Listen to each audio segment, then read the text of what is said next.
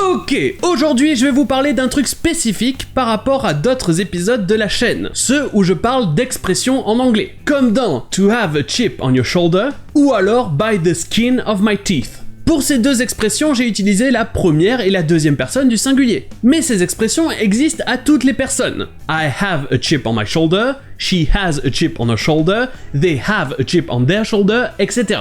Mais au lieu de dire l'expression à chaque personne, il y a une manière plus simple de faire ça en anglais. Au lieu d'utiliser un pronom en particulier, on va utiliser ones. One ici fait référence à n'importe quelle chose ou n'importe quelle personne. Une chose ou une personne quelconque. Et en ajoutant apostrophe S, on dit que ça appartient à cette chose ou cette personne. Et si cette personne c'est moi, me, on remplacera one par me, ce qui donnera me's. Et donc on parlera d'une chose qui appartient à moi. Et bien entendu, il y a plus simple pour dire ça en anglais. Pour dire que c'est la voiture qui appartient à moi, on dira pas it's me's car, on dira it's my car, c'est-à-dire c'est ma voiture. Donc en fait, ones, c'est un terme générique pour tous les pronoms anglais. My, your, her, his, its, our et their.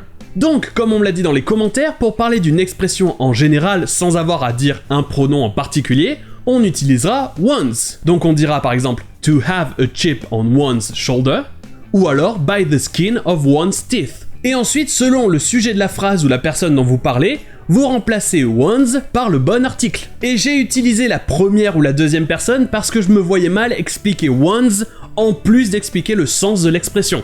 C'était bien assez compliqué. Et je sais que ones, ça peut être perturbant pour quelqu'un qui ne parle pas anglais. Et je continuerai à le faire parce que je sais que ça peut être compliqué.